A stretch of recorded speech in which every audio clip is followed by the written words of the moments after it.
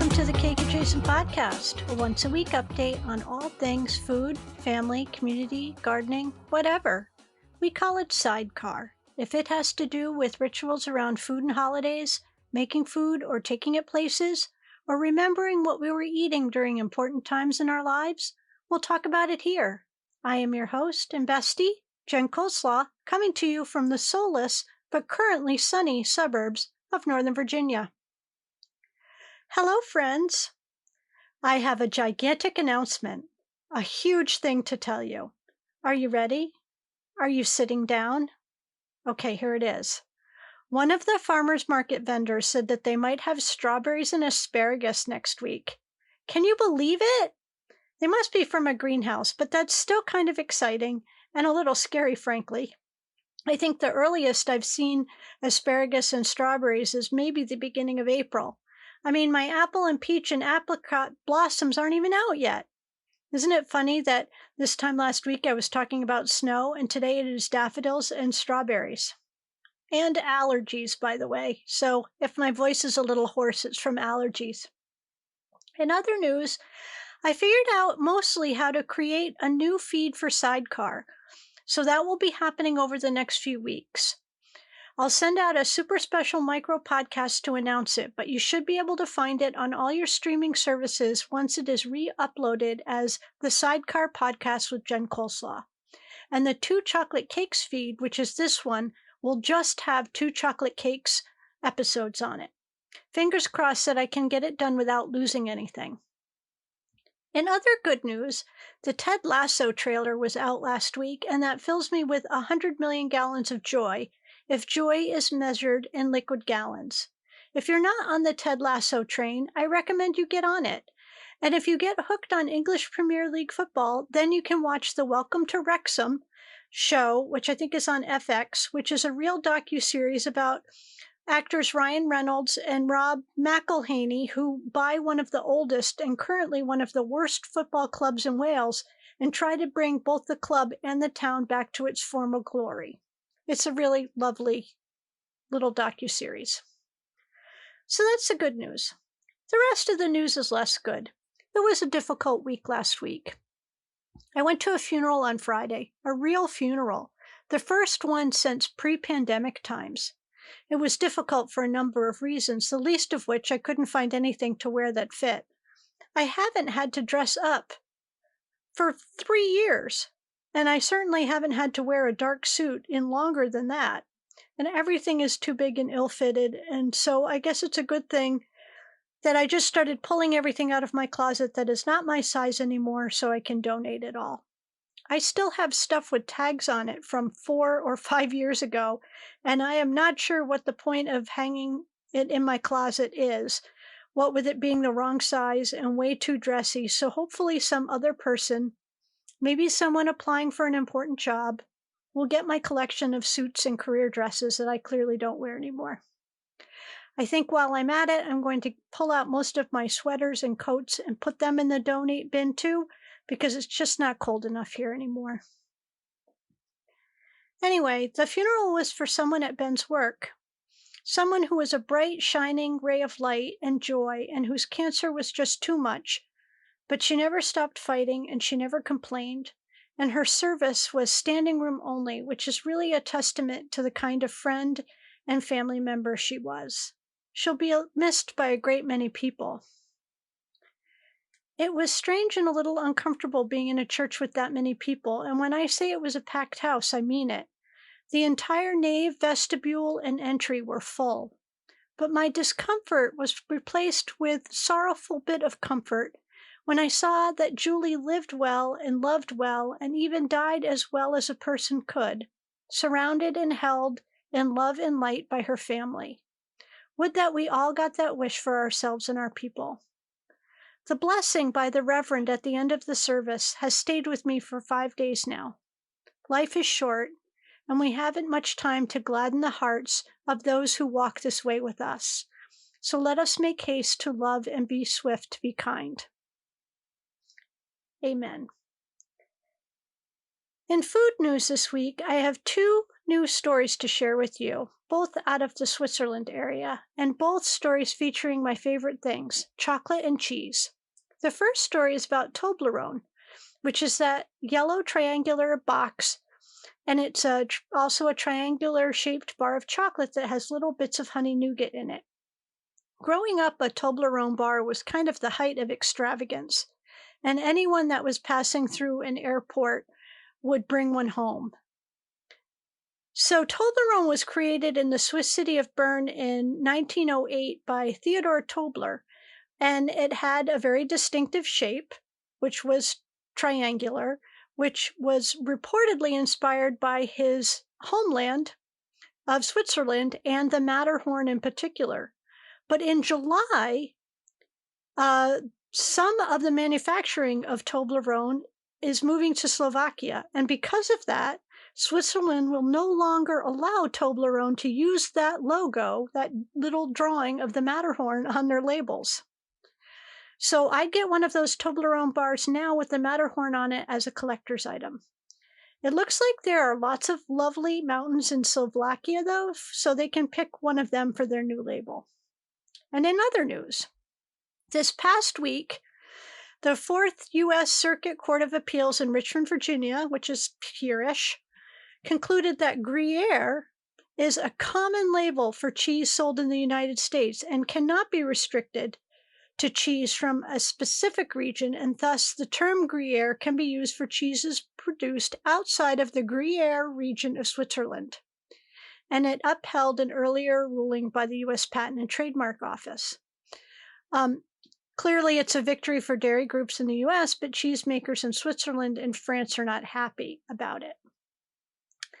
Gruyere is a firm yellow cheese named after the town of Gruyères in Freiburg, Switzerland, where it originated. I like to use Gruyere cheese in my macaroni and cheese from scratch. It's one of maybe 3 or 4 cheeses that I throw in my macaroni and cheese. And it's one of my favorite cheeses on a cheese board as well, just with crackers. It's traditionally used as the cheese in French onion soup and croque monsieur, which is a grilled cheese and ham sandwich. And it is the usual suspect cheese in chicken cordon bleu. So that's your food news for this past week, and I'll try to have more food news every week, so please feel free to tag me in any kind of interesting little bit of food news you might find on social media. So how about we talk about some food holidays? Today, even though I know it's the end of the day, but it's not the end of the day in like Hawaii, so it's National Frozen Food Day, and here are some of my favorite frozen foods. Ice cream and frozen custard. And I'm not sure that ice is a food, but I really do love ice cubes. It's also Oreo Day, and I prefer the Oreo Thins, if anyone is asking. I definitely don't care for stunt Oreos. I do love that there are all of these crazy Oreos every year, and yay you if you like them, but I really don't. The craziest Oreo you will get me to eat are the golden ones or maybe lemon. But on the flip side, it's also White Chocolate Cheesecake Day, which is kind of specific. But I will say, as much as I do not love stunt donuts or stunt scones or stunt Oreos or stunt cupcakes, I do kind of like crazy cheesecakes, within reason. Today is also Dentist Day. I am not a fan of going to the dentist, even though I really like my dentist's office. I like everyone who works there. But I have a lot of anxiety about being held hostage in a chair with my back to the door so I can't see who is behind me while my mouth is cranked wide open. I also have really bad TMJ, so just getting my teeth cleaned is a painful experience for a few days afterwards. So suffice it to say that I'm about 2 years behind on my dental stuff because I used having cancer as an excuse not to go. I know, I'm the worst. Tuesday, March 7th, is Fatness the Emotional Support Hippo's birthday, but she said she didn't want to make a big deal out of it after all. We'll see. She might just be saying that, hoping that we're going to have a surprise party for her, so I don't know. It's also Purim, which actually started the night before, which is tonight, the night that I'm uploading this, and it is a rollicking Jewish holiday of eating and drinking and dressing up, donating food to the poor, and gift basket giving. And that sounds like one of my favorite kinds of holidays. It's also cereal day, and I really love cereal. So here is an incomplete list of my favorite cereals: Raisin Bran Crunch, Cheerios, and I like almost all the Cheerios flavor, but my favorite I think is multigrain Cheerios, Fruit Loops, and a few cereals from my childhood, Quisp and Kaboom. Now, it's also Flapjack Day, which I had mistakenly assumed was the same as a pancake. It is not. It's more like a granola bar. It's kind of a hard, crunchy thing, and it's much more oatier and has fruit and nuts and things like that in it. And according to my calendar, in North America, we call that a granola bar. And finally, it is also Crown Roast of Pork Day, which I don't plan on having one tomorrow. Fatness is a vegetarian, by the way, so she wouldn't want that for her birthday dinner. Wednesday the 8th is the Hindu holiday of Holi, which is the festival of love, the festival of color, and celebrates the beginning of spring and the triumph of good over evil. I think we could all use a little bit of that these days. It's also National Chocolate-Covered Peanut Clusters Day, and there's very little bad about nuts plus chocolate. Honestly, if you add in a little caramel, you got yourself a patty, and I do love those. Wednesday is also the United Nations Day of Women's Rights and International Peace, and I suspect that means even less this year than it did last year. So that's awesome. Thursday the 9th is Crab Meat Day, which you can eat with false teeth because it's also False Teeth Day. And who knew that was even a day, or why you even needed a day to celebrate false teeth? But, again, I don't make the rules. But since I don't eat crab meat with my real teeth, you can borrow some false teeth to eat my crab meat with. A side note about crab meat: there's this food truck that we've really come to love here. It's called Wayne's, where we get the macaroni and cheese with a layer of pulled pork and then with a layer of coleslaw, plus 2 orders of hush puppies. Their hush puppies are just so good. Anyway, they've been doing this special of crab legs, and people have been going absolutely freaking bonkers for it. So much so that they had to basically create a lottery system in order for people to buy the crab legs, and then also institute a limit because people be like, I'll take 30 pounds of crab legs. Who needs 30 pounds of crab legs? I mean, seriously. Anyway. In other news, it's also Meatball Day, and I support meatballs. In fact, I make some of the best meatballs around, and the trick is panko breadcrumbs. And it's also Popcorn Lovers Day, and oh my God, I love popcorn so much. I'm pretty sure there's another day dedicated to popcorn, but I think there should be more days for popcorn. Like, there should be a popcorn month.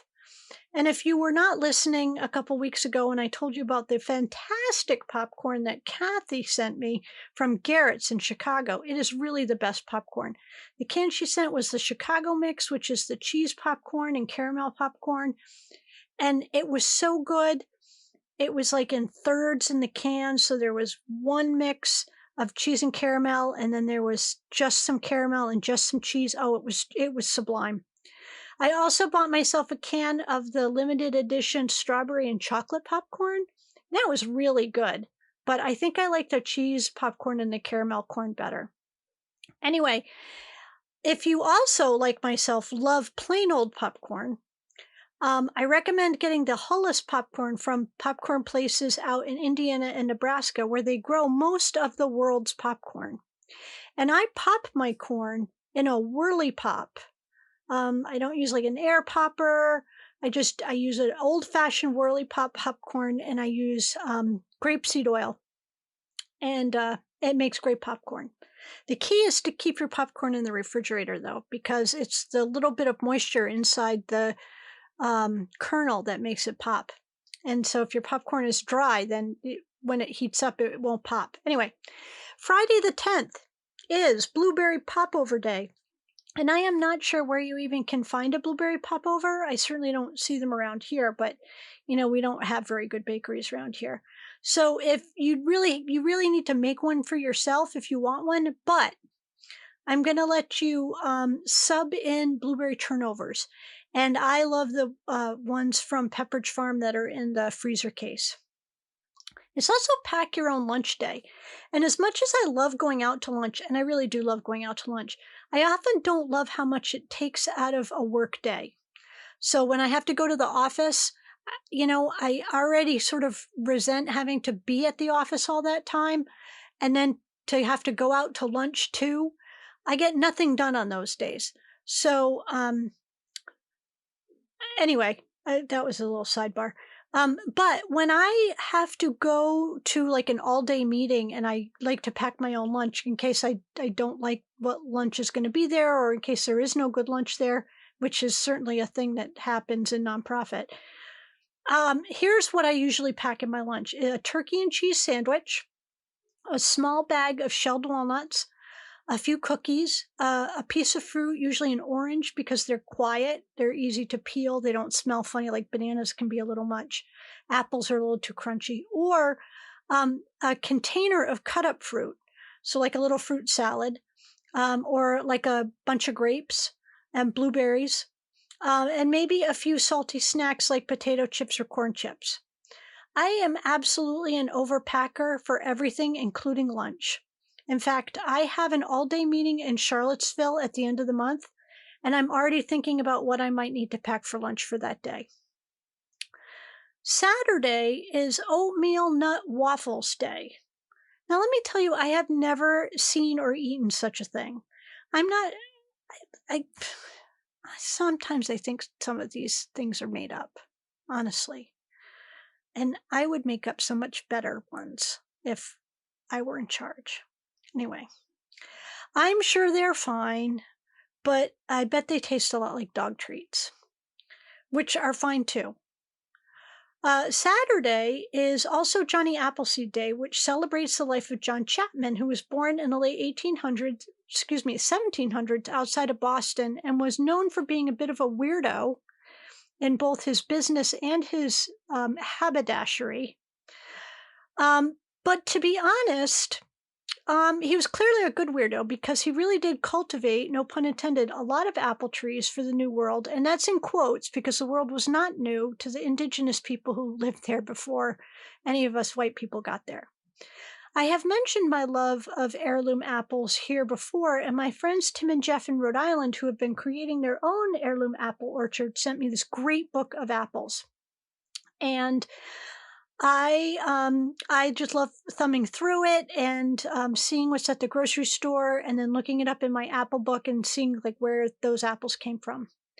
There's an apple farmer at one of our farmers markets who has a lot of heirloom apples. He loves to talk about them, and I love to talk about apples with him. He's an older guy. He reminds me a lot of my dad, to be honest, and I love seeing him. He's only at one of the markets though, so I only can see him at the Thursday markets in Manassas. And here's the thing: sometimes I feel like there hasn't been anything to look forward to lately. And then I remember that the big farmers market season is going to be here in like a month, and that makes me kind of happy. And speaking of looking forward, Sunday is Baked Scallops Day. Just kidding, I am totally not looking forward to that. It is Girl Scout Day, and I would say that you should buy some cookies from some Girl Scouts. We've been seeing them at every single grocery store, outside of every grocery store we've been going to lately. We actually had bought some from a Girl Scout and had them dropped off, so we're good. But I think this is all about celebrating Girl Scouts, not eating a Girl Scout. So just in case that wasn't clear, it's also daylight saving time. So spring forward, my friends. It's Plant a Flower Day as well, and depending on where you are, you should be able to get at least some pansies or maybe some primroses at the garden center, or even just a bouquet of tulips or daffodils. Don't mix them up because cut daffodils will leach a kind of toxic sauce into your water and kill off whatever other flowers are in your bouquet faster than they would otherwise. So keep those separate. Just get yourself some flowers. And while you're at the garden center, pick up some pea seeds because next Friday is Pea Planting Day. But don't worry, I'll remind you next week. Okay, so I am still moving slowly all of the SideCar podcasts over to their own feed. I will let you know when that is done, but hopefully you'll be able to find it as the SideCar podcast with Jen Coleslaw on all your platforms. And until next week, please remember to check the batteries on your smoke detector and CO2 detectors. This is probably a great week to clean out your fridge and give all of the shelves a good wipe down. And I don't know about you, but I'm totally ready to get my car washed and vacuumed. See you next week.